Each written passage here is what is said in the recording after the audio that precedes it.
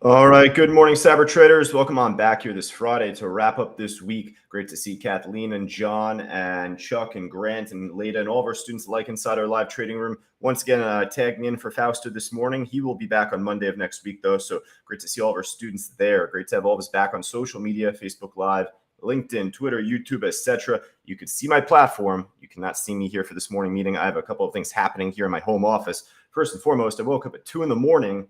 My apartment was like 85 degrees.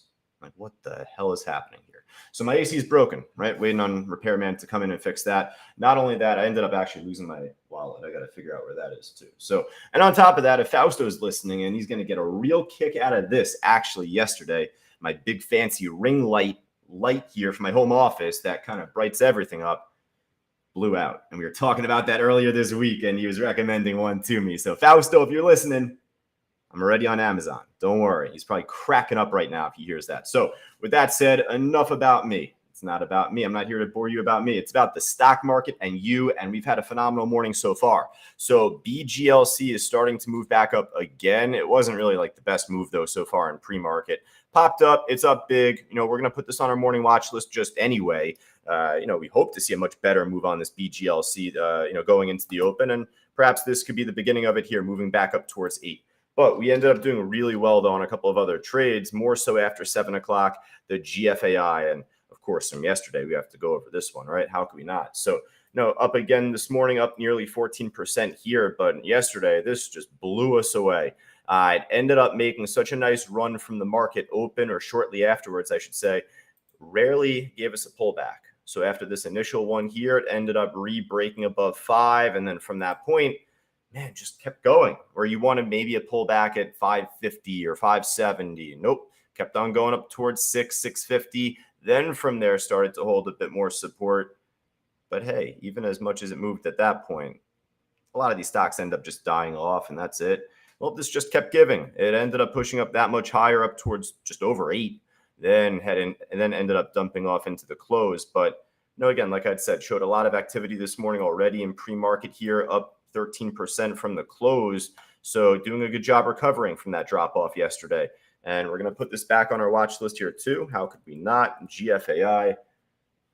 It is hot in my home office right now. So yeah, we're going to try and expedite this meeting here, folks, rather quickly. Hope you don't mind that, but let's just zip right across the top of the gainers list, build out our watch list here. Now, the DWAC, just to kind of skip ahead, this wasn't on our pre-market list because this is just a pop and drop type of stock.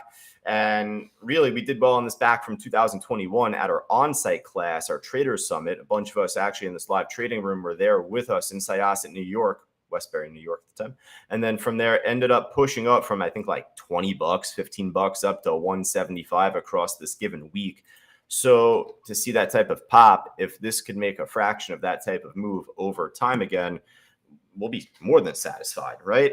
So it ended up popping over time in pre-market, like over the years after, but it's teased us. It's just dumped off right away after. It never really made that big pop that you wanted to see again. Well, hey, you know what? It's still holding support here. Not only that, but I got to tell you, going into the open, I did chart some lines for DWAC going into the open. So long as it could basically hold above 550-ish, 540-ish here, this range, we'll kind of call it. I'd rather not see it hit 1532, but if it ends up kind of just pulling back a little bit closer towards 1550, I'd be interested in seeing if that could hold one more time. And then from there, hopefully the pop up higher. So fool me once, shame on you. Fool me 15 times over, shame on me. But eventually lightning will strike again. And as long as you know how to manage these trades and get out ahead of time, meaning if it's not going to make that big move in your direction, there's only one other way the stock is going to make a big move. Well, you have to tighten up those stops, right? Even here, actually just before I was making a call out once I logged into the trading room, I said, hey, right around 1692-ish, 1686-ish, that should be a pretty strong level over the course of the day today. It broke above it here. This could have been a great entry, but if it's not going to make that attractive pop that you're expecting, just like we teach, it's going to make a big move just the other way. So you had plenty of time to jump out beforehand. This obviously for pre-market was on a big spread and very thin volume out there. So not really the safest pre-market trade, but hopefully the order book fills in a lot more after the open.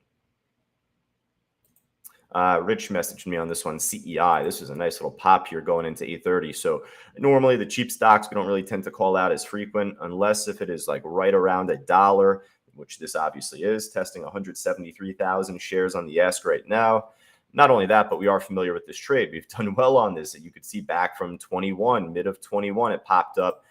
That's not a real like valuation. That this had to have had a reverse split or two over time. So, just it was a cheap stock back then and cheap stock right now, CEI. So former runner, similar to the DWAC trade.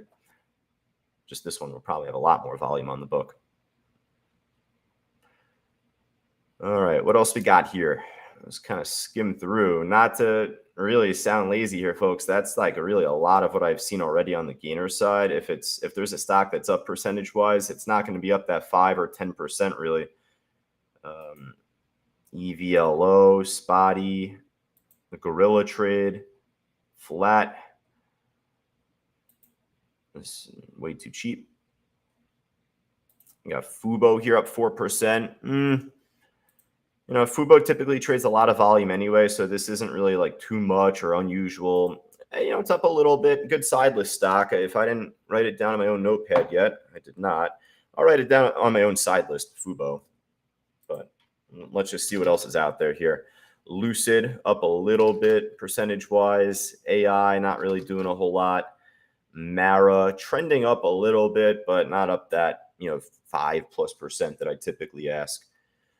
JIT, the BGLC we talked about from just the beginning, that's been on our pre-market watch list since 7:50 in the morning. So, that was the first stock that we covered there initially, all the runners we talked about. Let's look over the loser side here coming up next. Let's see if there's anything looking good just from there. And just to tell you, the only one I was interested in was Siri from yesterday. If we can just go over what a move this had. If you're here long enough, I guess eventually a stock that you've been watching is going to make a move, meaning in the near 9 years I've been employed by Fausto in cyber trading, this has rarely ever made a move for me here. I guess I reckon back from 14 into 15, it ran, I reckon, but I don't really remember that. And since, it's just been in this range. So it has just been really untradeable as like a flat, dead, level 1 type of stock up until probably a couple days ago, maybe a week ago, when it started to inch up. But then, you got to ask, like, is it just a head fake, or is it just going to, dump right back down? Well, obviously yesterday that answered our questions, where this just blew the roof off the place and exploded up towards 750, then eventually up towards 8. So what a move on Siri, right? And with that, now the liquidity thins out a lot more because just given the volatility from yesterday, I'm sure that will fill in a lot more once the market opens. It's going to trade a bunch of volume either way. So Siri, I'm going to slip back on our list here. Not fully giving up on it just yet. It's down 7% from the close, but given where it's at from the open yesterday, it's still holding support. And that, I think, was pretty much all I saw from the loser side, though. And I had the ETFs we were trading yesterday, like UVXY, SOXS, I think it was, Boyle. Not really too interested in those unless if they're on the gainers or losers list.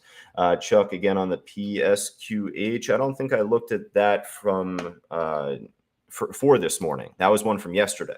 So we didn't review this one as much just yet. But yeah, he's right. Pushing back up a little bit. Obviously, you know what I'm going to say, though. Very big spread. It's illiquid here in pre-market. So you certainly hope the order book fills in more, but it's a good call. It's a good call, Chuck. I'm going to slip it on the back end of our list here. More of a level 5 stock. But, it's on there. RIVN, too. Good reminder from Sam as well. So RIVN, I didn't touch upon either during this meeting, but RIVN was on our pre-market watch list as well. So RIVN continuing to squeeze up. It ended up holding support really nicely off the VWAP price. That was from earlier. We'd called that out just shortly after 8 or going into 8:30 it was. Here's my level 4 page. Here's the VWAP. Little discrepancy in price, actually. TradeStation Matrix, the VWAP was listed right around 26.25. This was where I'd called it out. Shoot straight, and it was on our list, but I didn't call it. I didn't call the run out here at the time. But once it broke above the TradeStation VWAP price, right around 26.27, it led to a nice entry. But since then, 50 cents up higher. Be hard to ignore RIVN once again here today. I'll slip that back on our list. Yeah, I talked about Mara already there, Chuck. And it's a side list right now. It's not really looking too great compared to yesterday. RIVN compared to yesterday is breaking higher. Pac West is trying to make that move too. So I have a little bit more bias towards Pac West here this morning. It's up similar to RIVN. Definitely making a strong push here right now. Good. All right. So I like our list here already, folks. I think that's just going to wrap things up. I'll tell you, I mean, more of a shorter meeting. I got a couple things happening here in my apartment, my home office. Got to wait for my damn AC to get fixed. It is boiling, no pun intended with boil.